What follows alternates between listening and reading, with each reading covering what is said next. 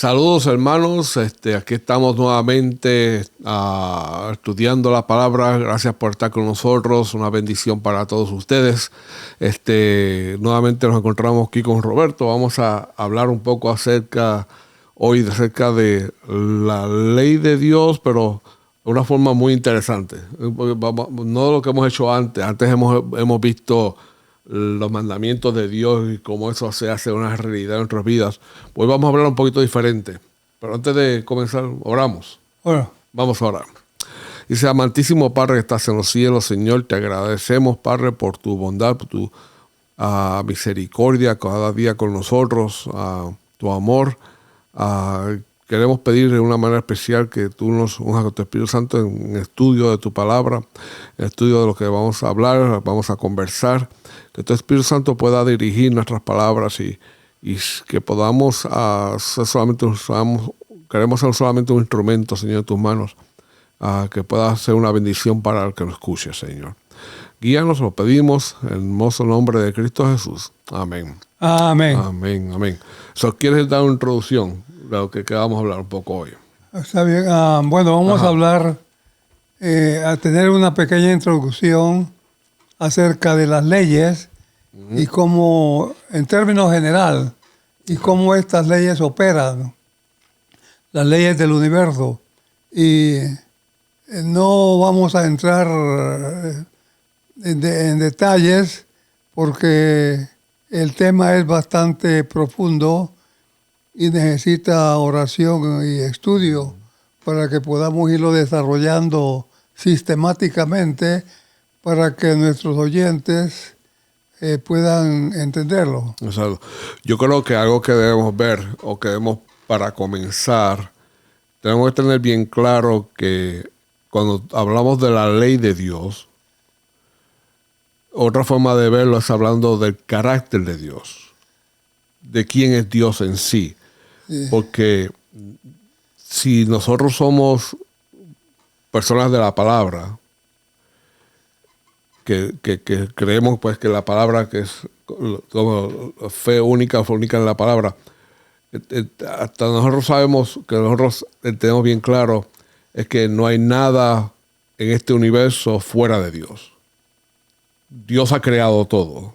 Sí. Para él, creo, podemos conocerle. Y cuando hablamos acerca de las leyes de Dios, nosotros hablamos acerca de las leyes de Dios, solamente citamos los mandamientos, hablamos de los mandamientos. Pero hay mucho más allá. Tenemos leyes físicas, leyes morales, tenemos leyes espirituales que tienen que ver con el mundo espiritual. Entonces, pero cuando hablamos de las leyes, estamos hablando de quién es Dios. Exactamente, porque las leyes emanan de Dios. Sin Dios no puede haber leyes. El problema es que es bastante difícil el tema porque no lo hemos tocado desde el punto de vista positivo. Por ejemplo, el universo, hay tal vez, no sé, miles, millones, trillones de leyes, ¿verdad? Y podemos clasificarlas en leyes activas y leyes inactivas. Y las leyes activas están activas porque la condición necesaria para que estén activas existen. Pero las leyes inactivas no pueden estar activas porque las condiciones necesarias para que sean activas no existen. Entonces esas leyes están prácticamente dormidas hasta que sean necesarias.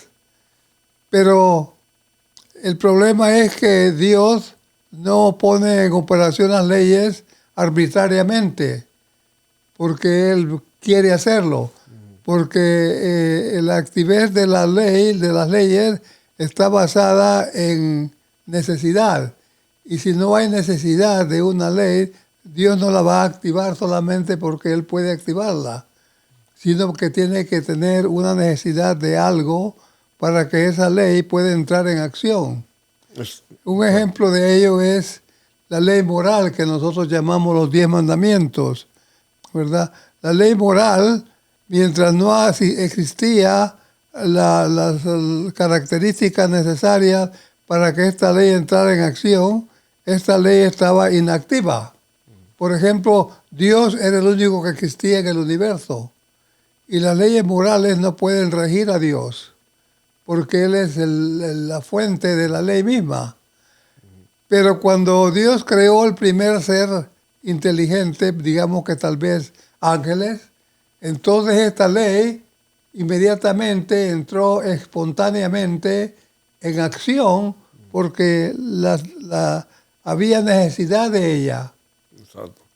Pero, Había un objeto donde tenía que regirse por esta ley. exactamente, que eran los seres creados. Que antes no, si antes no existían, pues no La ley no actuaba. Pero una vez que Dios creó seres inteligentes como los ángeles, entonces la ley entra en acción espontáneamente. Dios no la pone en acción, sino que ella espontáneamente comienza a operar sus principios en los ángeles y por medio de los ángeles. Cuando nos creó nosotros también sucedió lo mismo, cuando creó a Adán y Eva, ¿verdad? La ley entró en acción en Adán y Eva y los principios delineados en la ley moral, la ley misma los actuaba por medio de Adán y Eva y en Adán y Eva. ¿Entiendes? Entonces tenemos que estudiar el tema de una manera amplia para poder darnos cuenta en qué consisten estas leyes y qué es lo que hacen y cómo nos protegen a nosotros, porque las leyes están ahí para protegernos, aún de nosotros mismos. O sea, están hechas a nuestro favor. Es decir, es para nuestro bienestar. Siempre y cuando no las rechacemos. El problema es cuando rechazamos lo que llamamos transgredir la ley, es rechazar la ley.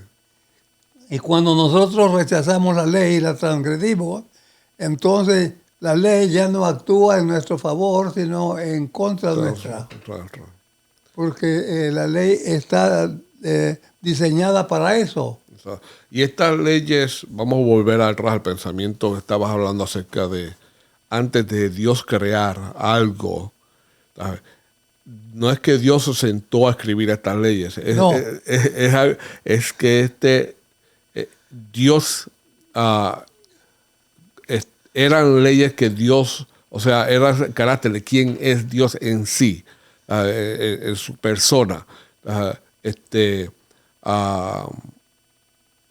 Y como dije, una vez que hubo un ser creado, entonces Él reveló estas leyes para que el universo se rigiera bajo estas leyes. Bueno, el problema está en que Dios no es problema, sino que Dios no legisla leyes, como sucede aquí en el gobierno, digamos, americano, que el Congreso legisla leyes. Dios no tiene que legislar leyes porque estas leyes siempre han existido. Lo que pasa es que las leyes en el universo de Dios no operan sin que haya una necesidad. Tiene que haber todas las necesidades necesarias para que la ley pueda entrar en acción. La ley moral no podía entrar en acción porque no habían seres creados. Entonces es una ley que estaba inactiva o dormida. Pero tan pronto como Dios creó ángeles, la ley espontáneamente entró en acción. Okay. Porque los ángeles están regidos por leyes morales. Y me imagino que esto también se aplica no solamente a la ley moral. Las leyes, por ejemplo, las leyes que nuestros científicos o nuestros Einstein, estas personas que han encontrado leyes físicas que gobiernan nuestro universo.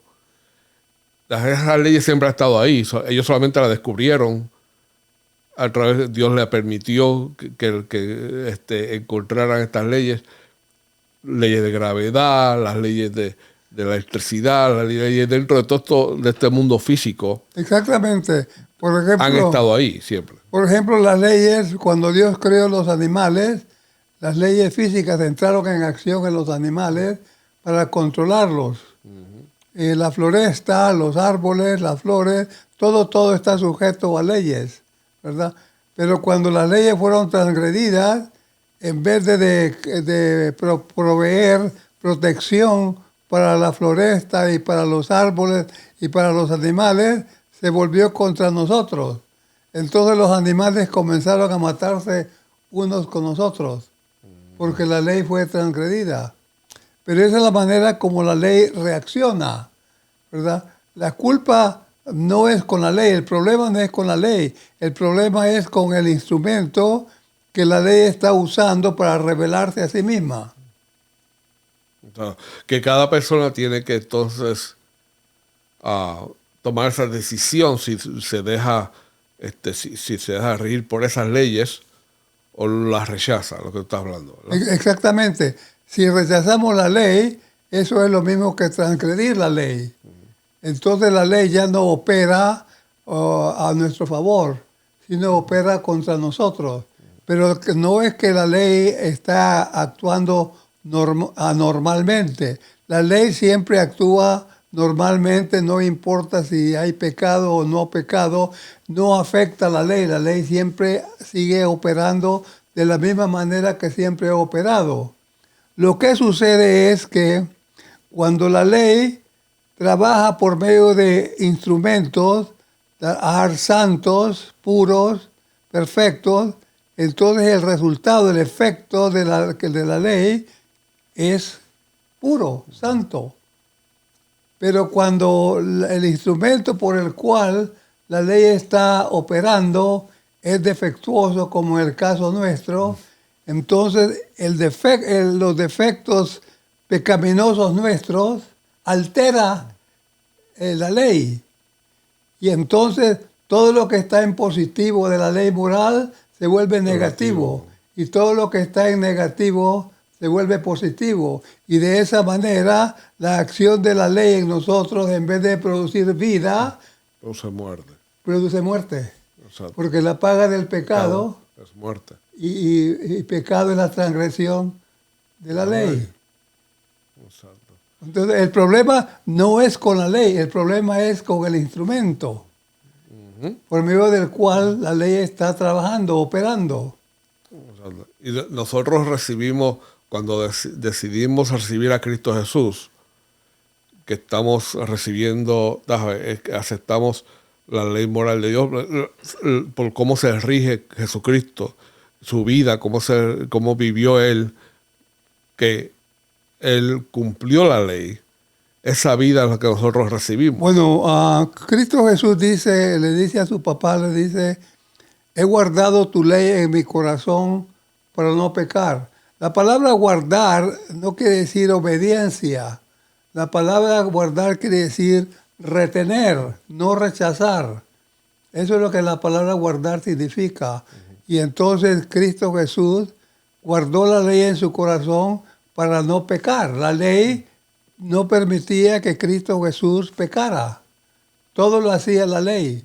Y simplemente Cristo Jesús se dejaba guiar por la ley, que es lo que deberíamos de hacer nosotros.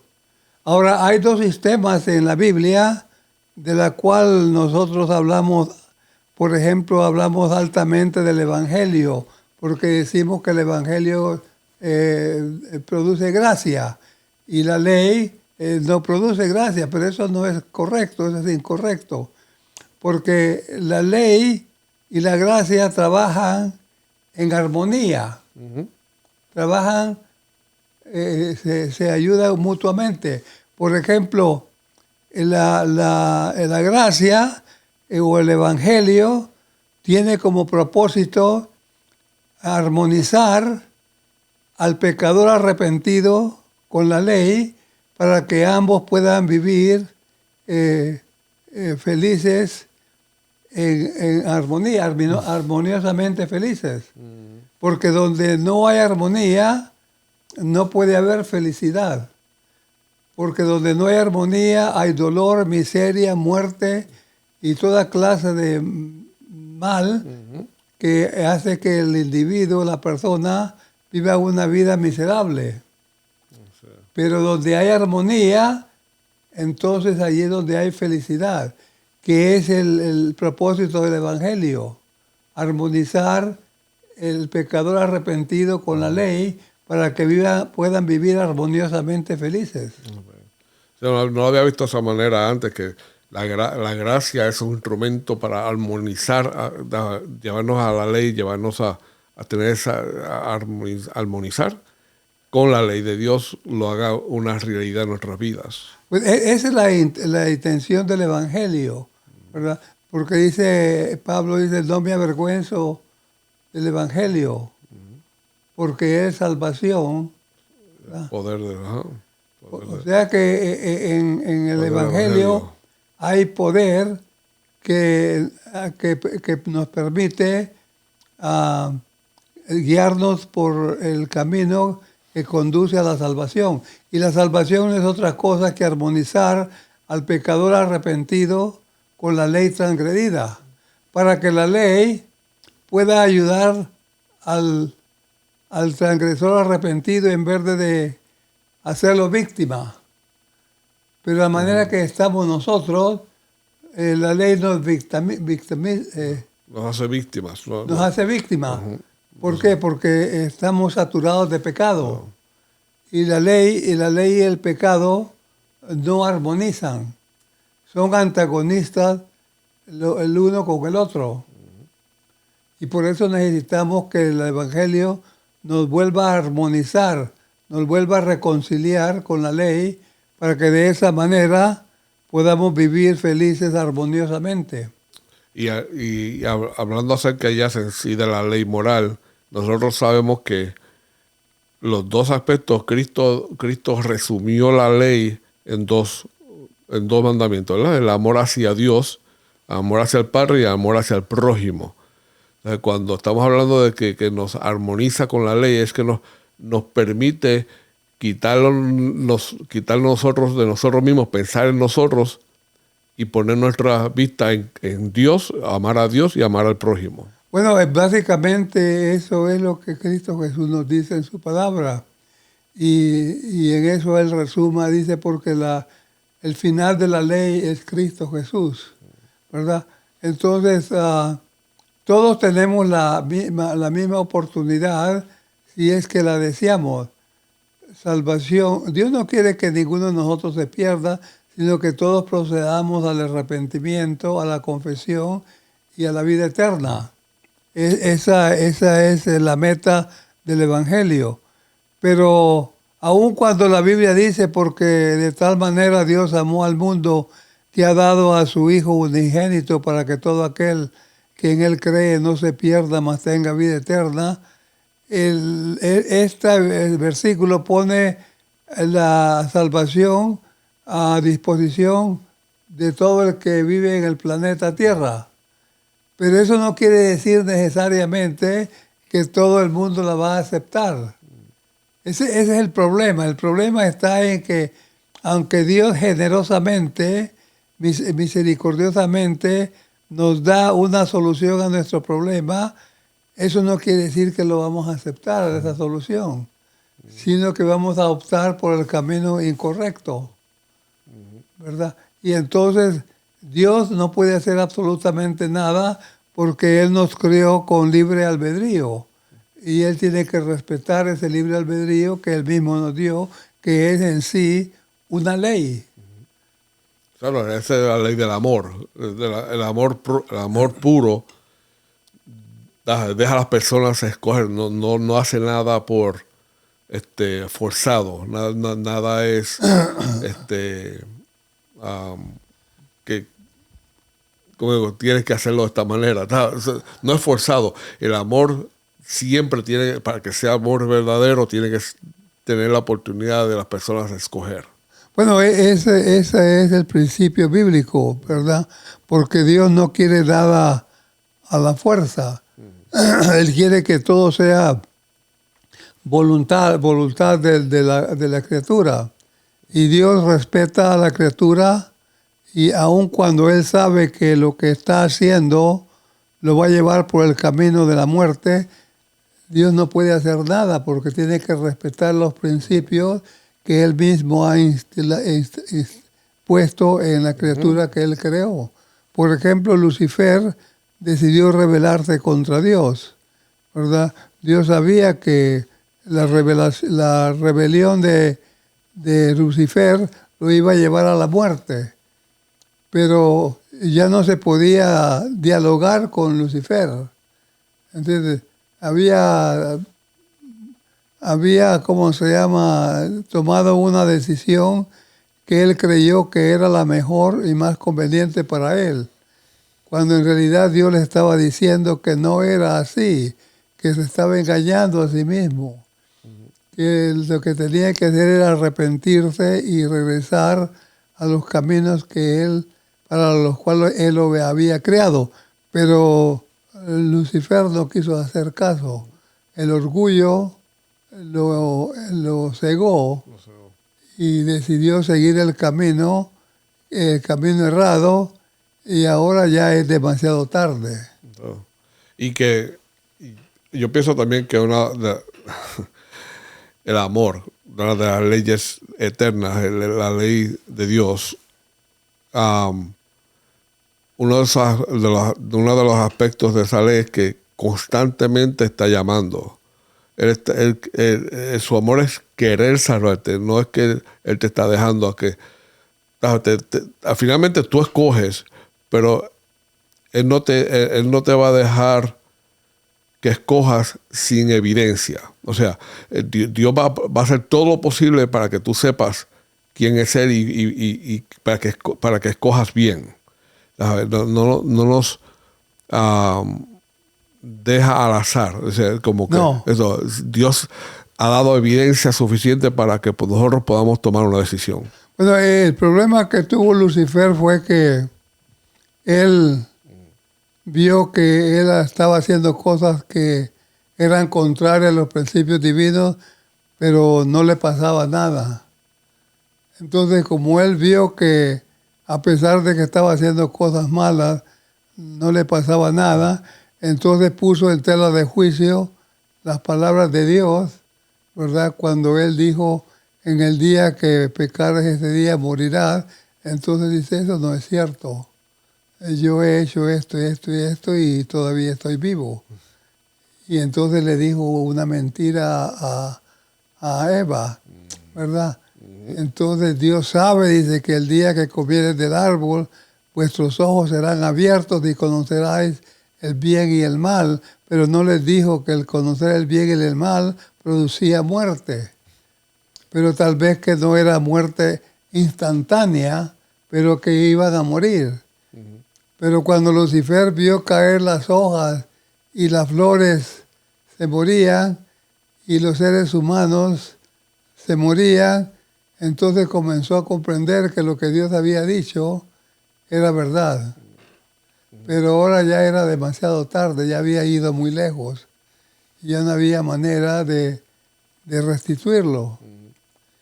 Y entonces ahora tiene que pagar el precio de su rebelión. Sí. Yendo un poco más allá de la ley, yo no sé si hemos hablado de esto antes, porque dentro del jardín del Edén habían leyes también. Sí, por todos lados. Todo era gobernado por las leyes de todo. Las leyes son los instrumentos que Dios usa para gobernar el universo. Entonces estaba, si podemos decirlo bien, con otras palabras, estaba la ley de poder tú escoger. El libre albedrío sería como una ley. Entonces ahí estaba en el jardín del Edén, estaba el árbol de vida y el árbol de conocimiento del bien y del mal, ¿sí? El bien y el mal, sí. Okay. Y entonces, antes de tomar una pregunta, o sea, y quizás no podemos discutirla ahora, pero quizás en otro adelante. Antes de que ellos tomaran la fruta del árbol del bien y del mal, ellos tomaron esa fruta como dice, el árbol de conocimiento, se les iba el conocimiento que iban a recibir era no solamente el mal, sino también iban a recibir el conocimiento del bien. O sea, el bien y lo malo, lo que era bueno y lo que era malo. Antes de ellos tomar la fruta, déjame, todo lo que ellos conocían era a Dios. Era bueno, sí. Era bueno, déjame, ¿cómo podemos decir? Aún el conocimiento del bien vino después de ellos tomar la fruta. Porque antes de eso ellos lo que conocían era el amor de Dios. ¿No me va a entender? Ajá. Digo, el amor de Dios. El conocimiento del bien y del mal vino después, cuando ellos tomaron de la fruta. Y yo creo que por una de las razones que yo pienso que quizás Dios lo que quería es que ellos lo conocieran a Él, conocieran a Dios, su carácter. ¿Sabes? En Dios no es, en Dios no hay un conocimiento del bien y del mal, porque Dios no es malo. Dios es bueno, ¿sí? Es amor. Entonces, el conocimiento del bien y del mal vino después, y por eso que todavía nosotros, el ser humano, aunque es pecador, todavía puede distinguir entre lo bueno y lo malo. Por eso los ateos tienen problemas de decir, porque, ¿sabes? Si los ateos no creen en Dios, o no creen, entonces no hay conocimiento, no hay razón porque no hay ley moral, porque si no hay Dios, pues no hay ley. Entonces, para ellos se hace difícil entender lo que es describir algo malo. Entonces, pues, si no hay ley, entonces no es malo.